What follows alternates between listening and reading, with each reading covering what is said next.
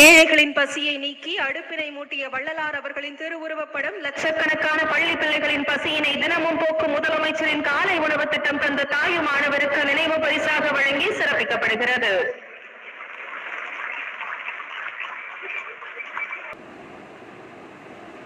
ஒரு விளக்கு இன்னொரு விளக்கை ஏற்றுவதன் மூலம் அந்த இடத்தில் ஒளி 2 மடங்காகும் எனும் வள்ளுவரின் வார்த்தைகளுக்கு அடையாளமாய் தன் வாழ்வினை விளக்காக்கி மக்களின் நல்வாழ்விற்கான விளக்கினை ஏற்றி வரும் தாயுமானவராம் நம் மாண்புமிகு தமிழ்நாடு முதலமைச்சர் அவர்களை விழா பேருரையாற்ற உங்களின் பலத்த கரவொலியுடன் அன்புடன் அழைக்கிறோம்.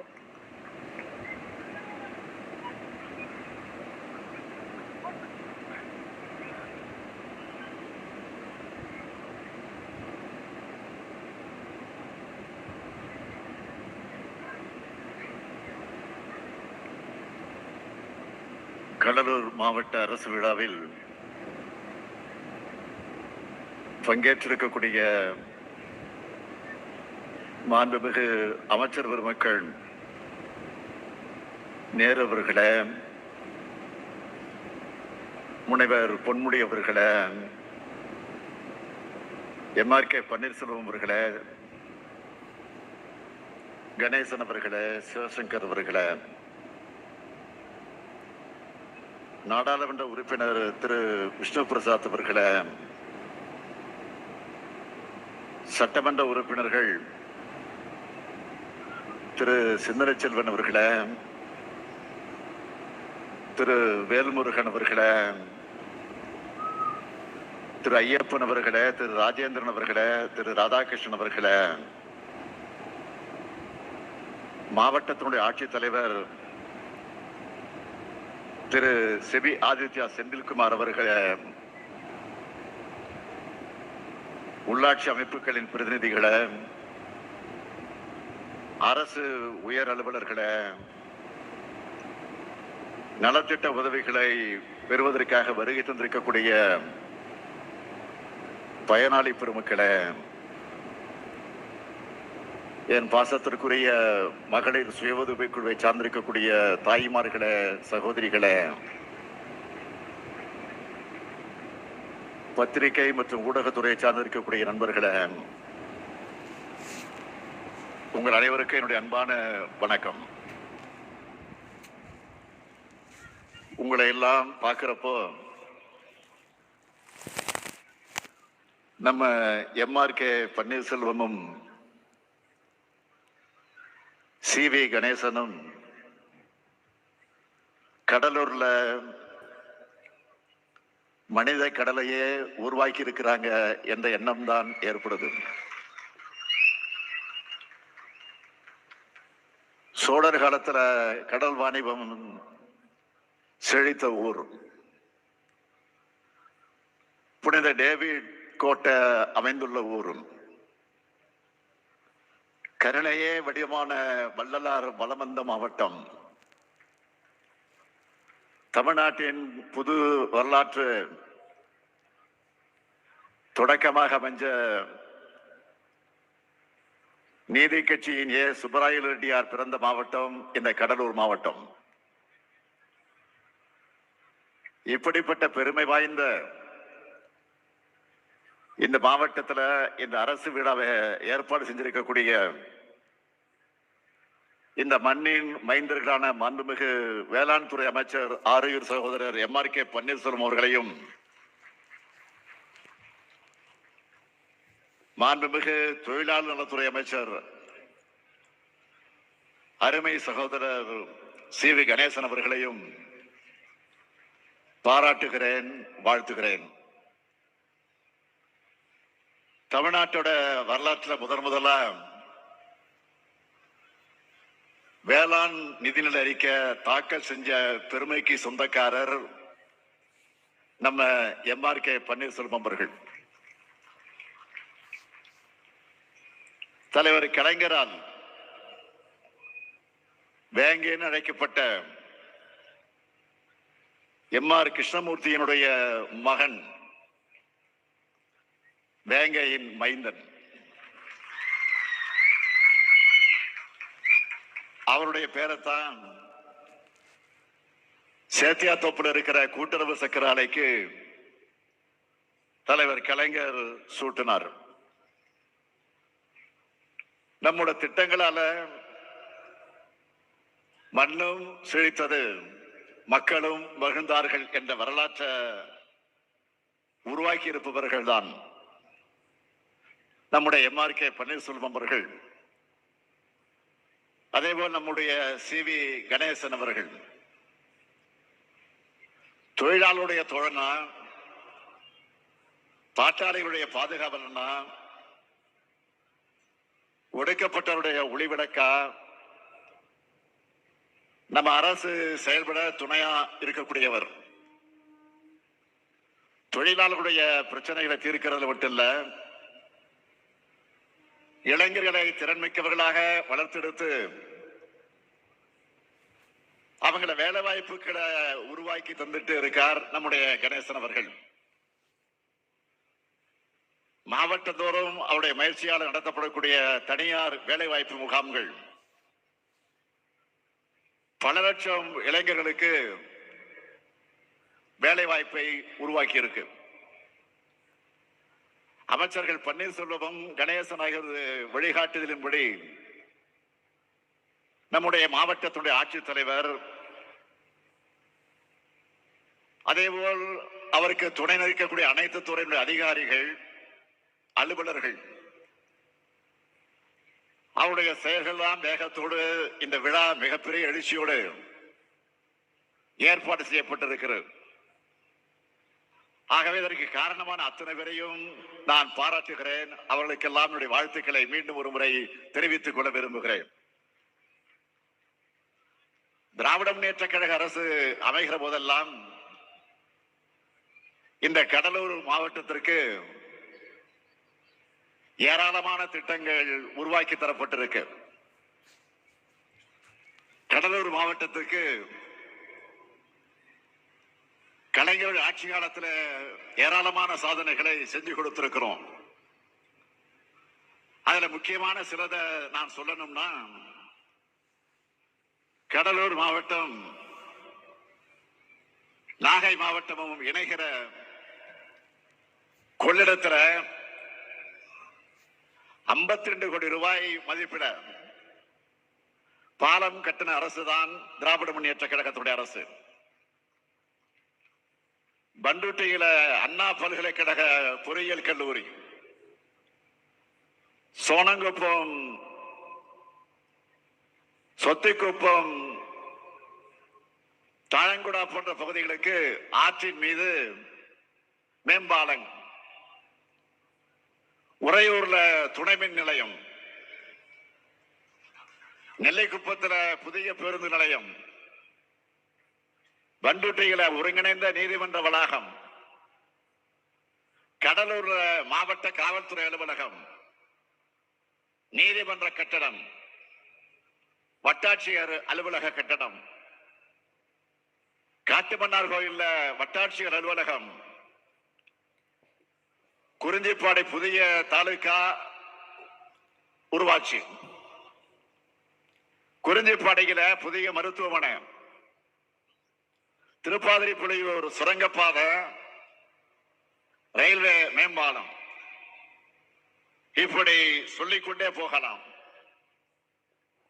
அந்த வரிசையில் கடந்த 3.5 ஆண்டு காலத்துல கடலூர் மாவட்டத்துக்கு புதிய திட்டங்கள், சாதனைகள் சென்று தரப்பட்டிருப்பதை நீங்க இந்த வீடியோவில் பார்த்தீங்க. அதுல சிலவற்றை மாத்திரம் உங்களுக்கு நான் குறிப்பிட்டு சொல்ல விரும்புகிறேன். சிதம்பரத்தில் புதிய பேருந்து நிலையம் அமைக்கக்கூடிய பணிகள் நடந்து கொண்டிருக்கிறது. பிச்சாவரம் சுற்றுலா மைய மேம்பாட்டு பணிகள் நடந்து கொண்டிருக்கிறது. கடலூர் மாநகராட்சி அண்ணா பாலத்துக்கு அருகே கெடிலம் ஆற்றின் குறுக்கே புதிய பாலம் அமைக்கும் பணி நடைபெற்று வருகிறது. சிதம்பரம் கூட்டு குடிநீர் திட்டம் 255 கோடியே 64 லட்சம் ரூபாய் மதிப்பீட்டில் நடைபெற்று வருகிறது. குறிஞ்சிப்பாடி மற்றும் கடலூர் வட்டங்களில் பரவனாற்றின் குறுக்கே அருவால் மூக்கு என்ற இடத்துல கடல்நீர் உட்புகிறத தடுக்கவும், வெள்ள நீரை விரைவாக வடிய வைக்கவும் 81 கோடிய 12 லட்சம் ரூபாய் மதிப்பீட்டில் புதிய கால்வாய் அமைக்கிற பணி நடைபெற்று வருகிறது. குறிஞ்சிப்பாடி வட்டத்தில் பெருமாள் ஏரிய தூர்வாரி கரைகளை பலப்படுத்தி கொள்ளளவை மேம்படுத்துகிற பணி 119 கோடிய 77 லட்சம் ரூபாய் மதிப்பீட்டில் செயல்படுத்தப்பட்டு மக்களுடைய பயன்பாட்டிற்கு கொண்டு வரப்பட்டிருக்கு. கடலூர் மாவட்டம் திட்டக்குடியில் புதிய கால்நடை தீவன ஆலை 33 கோடி ரூபாய் மதிப்பீட்டில் அமைக்கப்பட்டு வருது. இங்கே அமர்ந்திருக்கக்கூடிய விடுதலை சிறுத்தை கட்சியுடைய சட்டமன்ற தலைவர் திரு சிந்தனை செல்வன் அவருடைய கோரிக்கை ஏற்று நம்முடைய அருமை பெரியவர் இளையவருமானவர்களுக்கு சிலையோடு கூடிய நினைவரங்கம் அமைக்கக்கூடிய பணிகள் நடந்து கொண்டிருக்கிறது. விரைவில் திறக்கப்படவிருக்கிறது. கடந்த 4 ஆண்டுகள்ல 77 மருத்துவ உட்கட்டமைப்புகள் செஞ்சு தரப்பட்டிருக்கு. கலைஞர் நகர்ப்புற மேம்பாட்டு திட்டத்தின் கீழ் 125 உட்கட்டமைப்பு பணிகள் மேற்கொள்ளப்பட்டு வருது. முதலமைச்சரின் சாலை கிராம மேம்பாட்டு திட்டத்தின் கீழ் 789 கிலோமீட்டர் சாலைகளும், நகர்ப்புற பகுதிகளில் 590 கிலோமீட்டர் சாலைகளும், நெடுஞ்சாலைத்துறையால 778 கிலோமீட்டர் சாலைகளும் மேம்படுத்தப்பட்டிருக்கு. 50 பாலங்கள் கட்டுகிற பணிகள், அதை கட்டுகிற பணியை திட்டமிட்டு 39 பாலங்கள் மக்களுடைய பயன்பாட்டுக்கு வந்திருக்கிறது. 1044 கோயில்கள்ல திருப்பணிகள் செய்யப்பட்டிருக்கு. 97 திருக்கோயிலுக்கு குடமுழுக்கு நடத்தி இருக்கிறோம். இப்படி இன்னும் நிறைய இருக்கு. இந்த பணிகளுடைய தொடர்ச்சியா இந்த விழாவின் மூலமாக 10 அறிவிப்புகளை நான் இங்கே அறிவிக்க விரும்புகிறேன். முதல் அறிவிப்பு, திட்டக்குடி மற்றும் விருத்தாசல பகுதிகளில் இருக்கிற வேளாண் பெருமக்கள் பயன்பெறக்கூடிய வகையில வெல்லிங்டன் எதிரில கரைகளை பலப்படுத்துகிறது, வாய்க்காலை புனரமைக்கிறது போன்ற மேம்பாட்டு பணிகள் மேற்கொள்ளப்படும். 130 கோடி ரூபாய் செலவில். இரண்டாவது அறிவிப்பு, கடலூர் மாநகராட்சியில் இருக்கிற மஞ்சக்குப்பு மைதானம் மற்றும் சுற்றி இருக்கக்கூடிய பகுதிகள் 35 கோடி ரூபாய் மதிப்பீட்டில் பொதுமக்கள் பயன்படுத்தக்கூடிய வகையில மேம்படுத்தப்படும். மூன்றாவது அறிவிப்பு, நம்முடைய தமிழக வாழ்வுரிமை கட்சியுடைய தலைவரும் சட்டமன்ற உறுப்பினருமான திரு வேல்முருகன் அவருடைய கோரிக்கை ஏற்று சட்டமன்றத்தில் தொடர்ந்து எழுப்பினார். எங்களுக்கு கூட சில நேரங்கள் கோபம் வந்தது. ஆனால் அந்த கோபம் இருக்கக்கூடிய இடத்துலதான் குணம் இருக்கும் என்று சொல்லுவார்கள். எனவே அந்த உணர்வோடு நான் இங்கே மகிழ்ச்சியோடு அறிவிக்கிறேன், பண்ருட்டி தொகுதியில நம்முடைய சட்டமன்ற உறுப்பினர் வேல்முருகனுடைய கோரிக்கை ஏற்று 15 கோடி ரூபாய் செலவில் அரசு மற்றும் கலை அறிவியல் கல்லூரி அமைக்கப்படும்.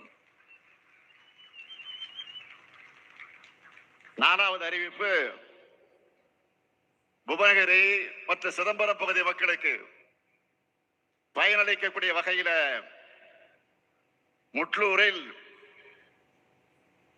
முட்லூரில் இருந்து சேத்தியாத்தோப்பு வரை இருக்கிற 2 வழிச்சாலை 4 வழிச்சாலையாக 50 கோடி ரூபாய் மதிப்பீட்டில் மேம்படுத்தப்படும்.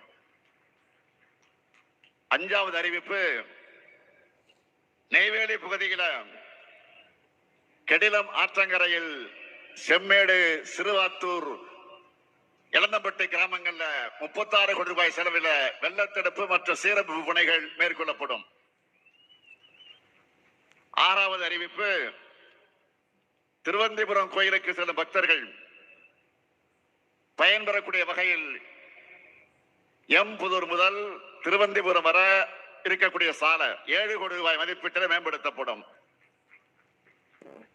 7வது அறிவிப்பு, குறிஞ்சிப்பாடியில புதிய வட்டாட்சியர் அலுவலக கட்டடம் 6 கோடி 50 லட்சம் ரூபாய் செலவில் அமைக்கப்படும். 8வது அறிவிப்பு, காட்டுமன்னார் கோயில், சிதம்பரம் மற்றும் புவனகிரி பகுதிகளுக்கு பாசன ஆதாரமா விளங்குகிற வீராணம் ஏரி மேம்படுத்தப்படும். இது விவசாயிகளுடைய நீண்ட நாள் கோரிக்கை. அதை ஏற்று 63 கோடி 50 லட்சம் ரூபாய் மதிப்பீட்டில் அந்த பணிகள் மேற்கொள்ளப்படும். சிந்தனை செல்வன் கரவொலி எழுப்புகிறார்.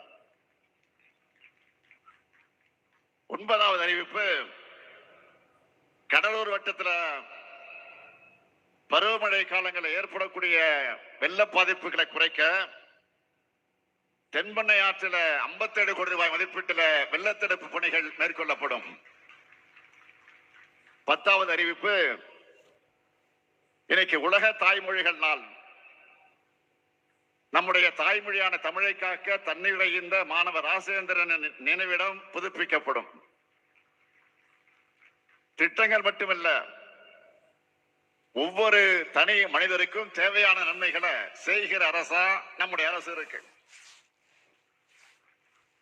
திட்டங்கள்ல ஏதோ மேடைகள் அறிவிச்சோம், கோப்புகள் இருக்குன்னு சொல்லாம மக்களுடைய இதயங்களை கொண்டு போய் சேர்க்கிற வரைக்கும் அந்த நன்மைகளை கொண்டு போய் சேர்க்கிற அரசாக திமுக அரசு விளங்கிக் கொண்டிருக்கிறது.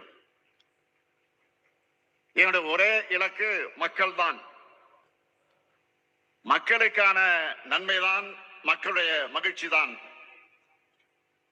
மகாபாரதத்துல வர்ற ஒரு கதையை தலைவர் கலைஞர் அவர்கள் அடிக்கடி சொல்வார்.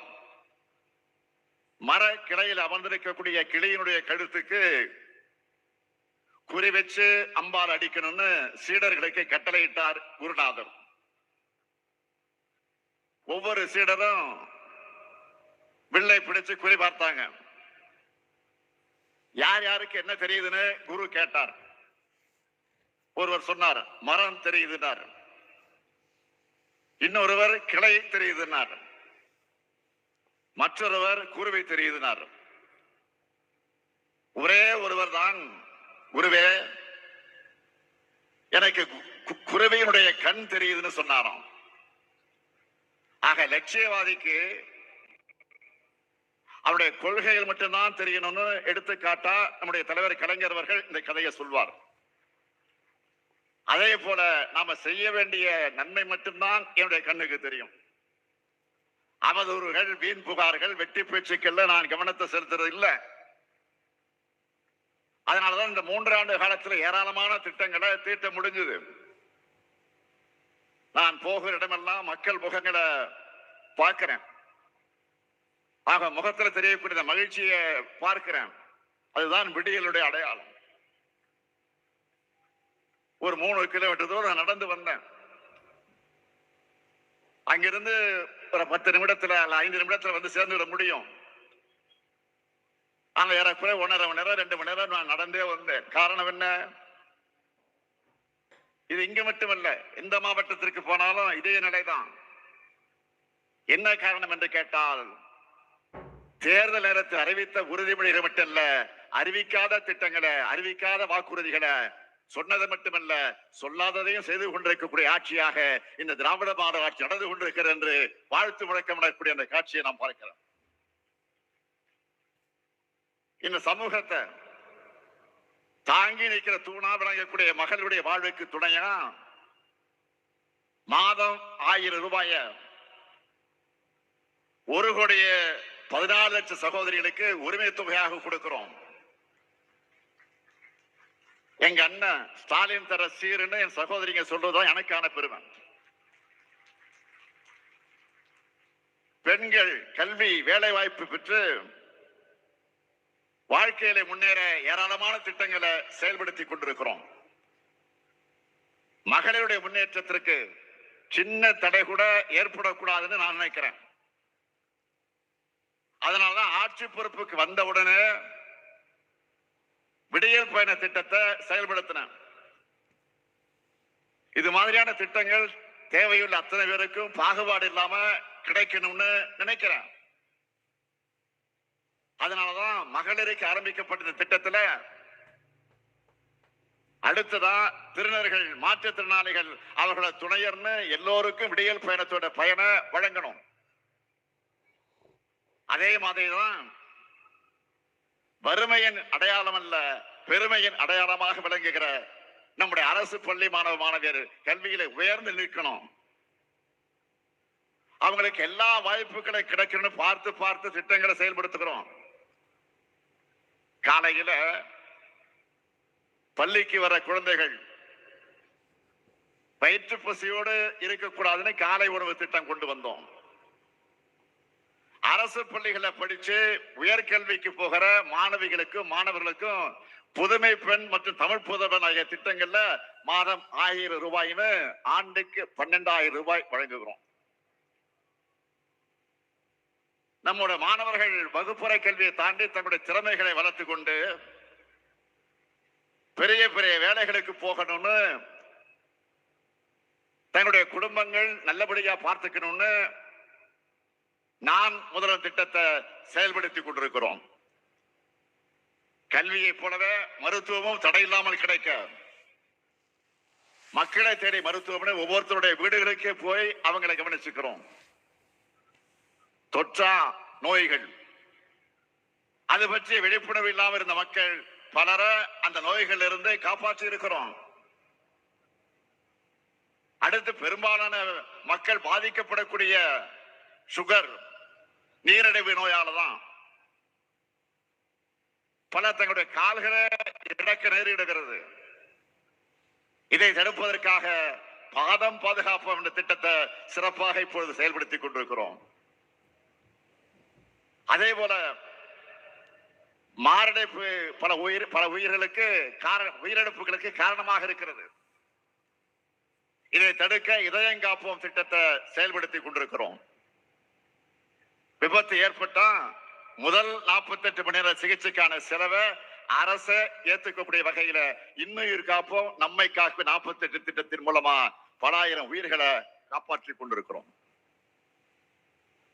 அது மட்டுமல்ல, குழந்தைகளுக்கு ஊட்டச்சத்தை உறுதி செய்கிறதுல இருந்து மாணவர்கள், இளைஞர்கள், பெண்கள், முதியோர்னு எல்லோருக்குமான ஆட்சியை நாம நடத்தி கொண்டிருக்கிறோம்.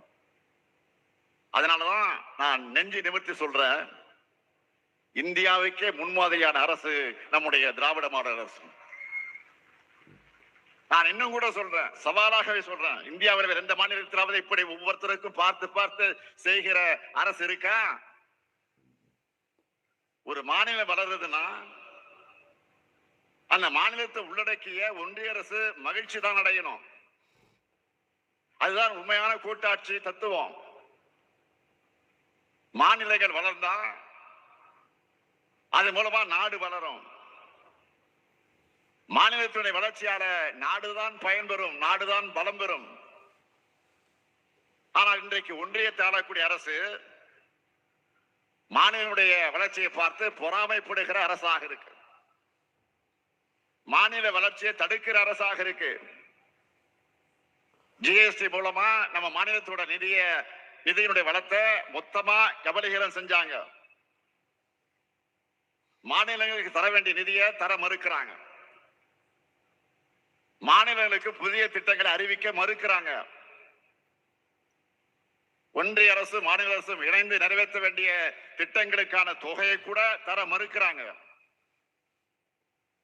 இது எல்லாத்தையும் சகிச்சுக்கிட்டோம், சமாளிச்சுக்கிட்டோம் தான் நாம திட்டங்களை தீட்டி வருகிறோம். அதையும் தாண்டி வளர்ந்து கொண்டிருக்கிறோம். அதுதான் இன்றைக்கு அவங்க கண்ணை உறுத்திக்கிட்டு இருக்கு. அதை தடுக்க பல்வேறு தடைகளை உருவாக்குறாங்க. புதிய புதிய சட்டங்கள் மூலமா சட்டங்களை உருவாக்குறாங்க. தேசிய கல்விக் கொள்கை என்ற பெயர்ல நம்ம பிள்ளைகள் படிச்சு முன்னேறுவதை தடுக்க பார்க்கிறாங்க. படிக்க கூடாது, பள்ளிக்கூடங்களை மிதிக்க கூடாது, வேலைகளை அடையக்கூடாதுன்னு 100 ஆண்டுகளுக்கு முன்னால வரைக்கும் நம்ம மக்கள் ஒதுக்கப்பட்டாங்க. வகுப்பு வாரி உரிமைன்னு சொல்ற சமூக நிதியை உருவாக்கி பட்டியலின மக்களுக்கும் பழங்குடியின மக்களுக்கும் பிற்படுத்தப்பட்ட மக்களுக்கும் மிகவும் பிற்படுத்தப்பட்ட மக்களுக்கும் கல்விச்சாலையின் கதவினை திறந்து வச்சோம். இன்றைக்கு இவ்வளவு பேர் படிக்கவும் வேலைகளை பெறவும் அதுதான் அடித்தளம் அமைச்சது. அந்த சமூக நிதியை சிதைக்கத்தான் தேசிய கல்விக் கொள்கை கொண்டு வரப்படுது. இதன் மூலமா தமிழ்நாட்டினுடைய பட்டியலின பழங்குடியின பிற்படுத்தப்பட்டோர் மிகவும் பிற்படுத்தப்பட்டோர் முன்னேற்றம் தடுக்கப்படும். மீண்டும் கல்விச்சாலைக்கு வரவிடாமல் தடுக்கிறாங்க. இது போன்ற ஏராளமான தடைகளை உருவாக்கி தமிழ்நாட்டினுடைய முன்னேற்றத்தை தமிழ்நாட்டு மக்களுடைய முன்னேற்றத்தை தடுக்க பார்க்கிறாங்க. தமிழ்நாட்டு மாணவர்களுக்காகவும் ஆசிரியருடைய சம்பளத்துக்காகவும் ஆண்டுதோறும் வழங்கப்படக்கூடிய 2152 கோடி ரூபாய் ஆக அந்த நிதியை உடனடியாக விடுவியுங்கள் என்று நேற்றைய தினம் நம்முடைய மாண்புமிகு இந்திய நாட்டினுடைய பிரதமர் நரேந்திர மோடி அவர்களுக்கு தமிழ்நாட்டினுடைய முதலமைச்சர் என்ற முறையில நான் கடிதம் எழுதினேன். அதற்கு இன்றைக்கு ஒன்றியத்துடைய கல்வி அமைச்சராக இருக்கக்கூடிய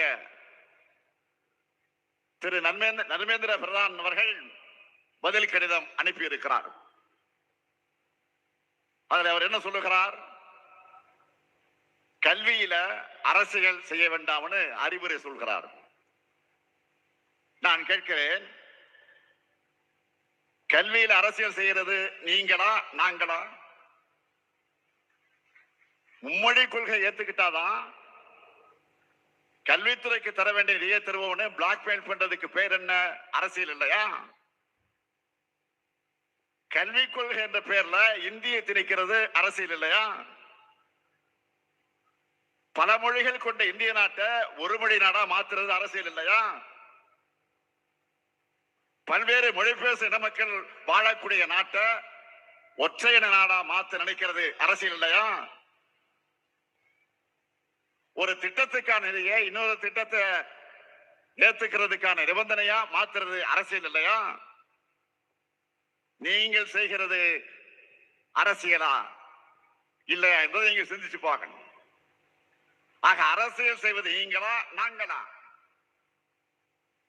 மக்கள் நல திட்டங்களுக்காக அரசோட நிதியை செலவு பண்றவங்க நாங்க, அரசோட நிதியை மதவெறிக்காகவும் இந்தி சமஸ்கிருத திணிப்புக்காகவும் செலவு பண்ணக்கூடியவங்க நீங்க.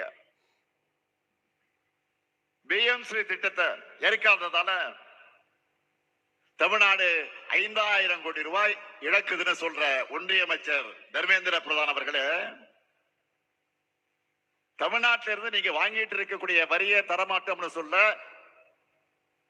எங்க கிட்ட இருந்து நீங்க வாங்கிக்கிட்டு இருக்கக்கூடிய வரியை தர முடியாதுன்னு சொல்ல எங்களுக்கு ஒரு நொடி போதும். மறந்துடாதீங்க.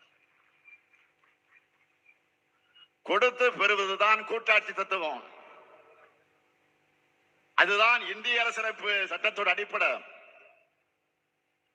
அதை கூட புரிஞ்சிக்காதவங்க ஒன்றியத்தை ஆள்றதுதான் இந்தியாவுக்கு மிகப்பெரிய சாபக்கேடு. தேசிய கல்விக் கொள்கை என்பது கல்வியை வளர்க்கிறதுக்காக கொண்டு வரப்படல, இந்திய வளர்க்க கொண்டு வரப்பட்டிருக்கு. நேரடியா திரிச்சா எதிர்ப்பாங்கன்னு கல்விக் கொள்கை மூலமா முலாம் பூசி திணிக்கிறாங்க. தாய்மொழியை வளர்க்க போறதா ஒன்றிய அமைச்சர் சொல்றார். மாண்புமிகு தர்மேந்திர பிரதான் அவர்களே, தாய்மொழி தமிழை வளர்க்க எங்களுக்கு தெரியும். இந்தி மொழியால தங்களுடைய தாய்மொழிகளை தொலைச்சிட்டு நிக்கிறவங்க கிட்ட கேளுங்க. உங்க சதி திட்டத்தோட ஆபத்து புரியும். நீங்க வந்துதான் வளர்ப்பீங்கன்னு தமிழ் உங்ககிட்ட கையேந்தி நிக்கல. ஒன்றிய அரசுக்கு நான் கடுமையான எச்சரிக்கை விடுக்கிறேன். தேன் கூட்டுல கல் எறியாதீங்க. தமிழர்களோட தனித்துவமான குணத்தை மறுபடியும் பார்க்கணும்னு ஆசைப்படாதீங்க. தமிழுக்கும் தமிழ்நாட்டுக்கும் தமிழத்துக்கு எதிரான எந்த செயல்பாடுகளும் நான் இருக்கிற வரைக்கும், திமுக இருக்கிற வரைக்கும், இந்த முத்துவேல் கருணாநிதி ஸ்டாலின் இருக்கிற வரைக்கும் இந்த மண்ணுக்குள் வர முடியாது. நம்ம திராவிட மாடல் அரசை பொறுத்த வரைக்கும் மக்கள் முன்னேற்ற ஒரு பக்கம், நான் அதுக்கான தடைகளை உடைப்பதை இன்னொரு பக்கம்னு இரு பாதை பாய்ச்சலை இன்றைய தமிழ்நாடு அரசு நடத்தி கொண்டு வருது. இது போன்ற தடைகள் எங்களுக்கு புதுசல்ல. தடைகள் எந்த பக்கம் இருந்து வந்தாலும் அதை உடைன்னு பழகினவங்க நாங்க என்பதால் வெற்றி பாதையை தொடர்கிறோம். மக்களான உங்கள் ஆதரவால வெற்றி என்றென்றும் தொடரும் தொடரும் தொடரும் என்று கூறி விடைபெறுகிறேன். நன்றி.